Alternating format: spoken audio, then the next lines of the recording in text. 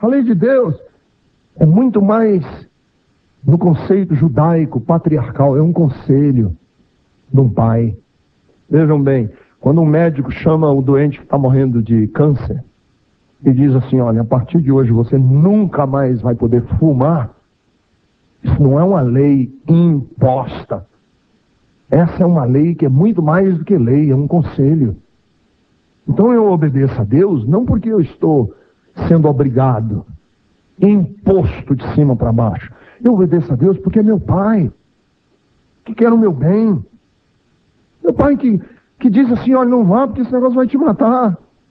Eu não quero que você vá nesse caminho aí. Não é porque eu sou um estraga-prazeres celestiais.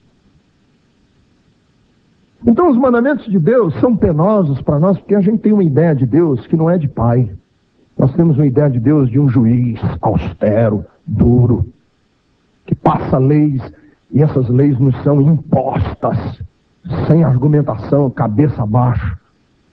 Quarto lugar, as leis de Deus são penosas, difíceis. Sabe por quê? Porque nós ainda temos um outro projeto, um outro problema. É o problema dos mecanismos de defesa que nós desenvolvemos entre nós. Calma que eu vou explicar. São mecanismos de defesa chamados de sublimação, projeção, alívio de culpa. Vou explicar por que é difícil para nós. Vocês já notaram que muitas vezes para a gente se proteger, nós nos protegermos naquilo que nós somos fracos, nós exigimos mais dos outros?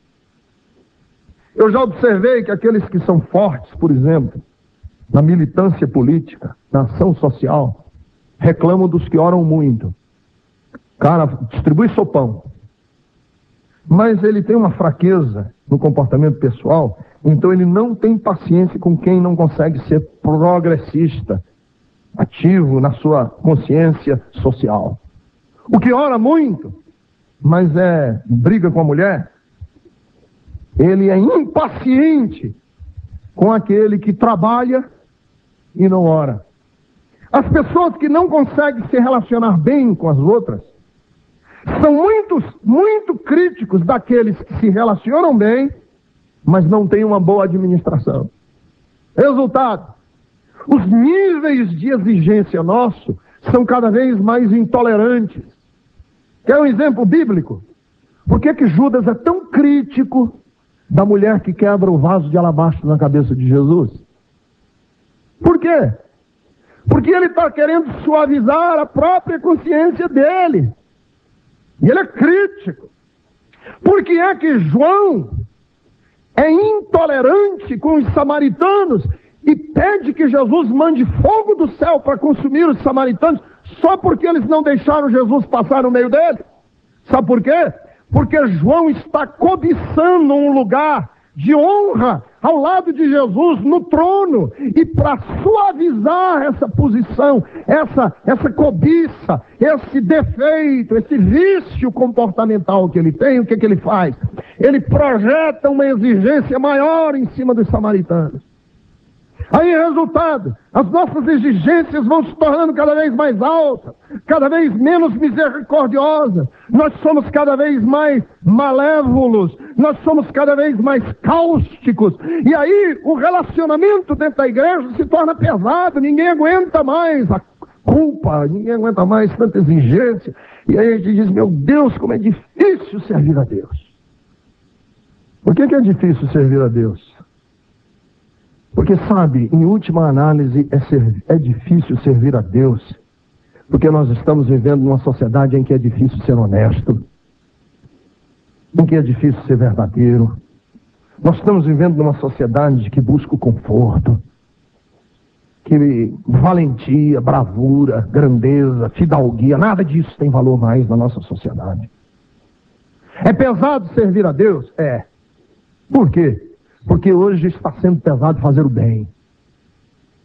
Porque é verdadeiro, mas é difícil de ser praticado. Nós estamos vivendo numa sociedade em que o aplauso humano está sendo confundido com grandeza. que fama tornou-se sinônimo de profundidade, em que o herói da semana é só o herói da semana, que toda pedra que reluz é diamante, que todo sucesso é sinônimo de triunfo. E nos esquecemos que nós precisamos criar em nós bravura, grandeza, para fazer o que é certo, fazer o que é verdadeiro. Vivemos no apogeu da indecisão, que eu acho que é uma palavra que nem deveria existir no dicionário. Indecisão. Eis que se levantou certo doutor da lei para experimentar a Jesus e lhe perguntou: Mestre, o que é que eu tenho que fazer para herdar a vida eterna? Perguntou Jesus a ele: O que está escrito na lei? Como lês tu? Respondeu esse doutor: Amarás, pois, o Senhor teu Deus de todo o teu coração, de toda a tua alma, de todas as tuas forças, de todo o teu entendimento, e ao teu próximo como a ti mesmo. Você sabe o que é que Jesus respondeu a ele? Respondeu-lhe Jesus: Fizeste isso, e agora você vai viver. Não. Jesus disse assim: Faze isso, e viverás.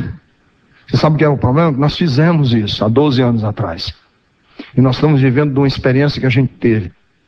Você precisa ter uma nova experiência com Deus. Você tem que dizer: Deus, minha natureza vem se transformando, porque eu casei, ganhei dinheiro, eu fiquei pobre, eu estou doente, porque agora estou com saúde, e agora minha natureza precisa ser resgatada, restaurada no poder do Espírito Santo. Eu estava pensando, nessa coisa de nascer de novo. Aí eu imaginei uma carta de Deus para você. A carta seria assim: Querido, reticência, você põe o seu nome. Eu te amo por quem você é, mas eu te amo muito mais por quem você será um dia. Eu te amo não por aquilo que eu vejo em você só, mas pelos ideais que você abraçou na sua vida. Quero que você tenha uma razão para viver maior do que a sua própria vida. Uma flor satisfeita é aquela que está para perder a sua última pétala. Quero sempre lhe ver como um botão, prestes a desabrochar. Não continue sendo o que você já é agora. Veja-se em construção. Perceba-se como um projeto inacabado. Eu vou com você nessa jornada, porque eu te amo. Assinado Deus. Entenderam? João diz assim: aquele que crê que Jesus é o Cristo é nascido de Deus. Mas Paulo diz assim: nós temos que nascer todos os dias, como temos que ir para o matadouro todos os dias, temos que morrer para uma nova dimensão, e começar para uma velha dimensão e nascer para uma nova dimensão, e somos gerados todos os dias pelo Espírito Santo de Deus. É um processo diário. Se não for, fica pesado, porque eu estou vivendo com valores passados numa nova realidade de vida. Eu fico querendo colocar um remendo numa nova realidade, não tem jeito. Eu fico querendo colocar vinho em frascos que são diferentes. O meu frasco tem que ser regenerado, remodelado, refeito. O grande problema nosso é esse, que a gente teve uma experiência, a experiência ficou para trás, e nós não estamos no processo diário, contínuo, de nascer de novo no poder do Espírito Santo de Deus. Todos os dias.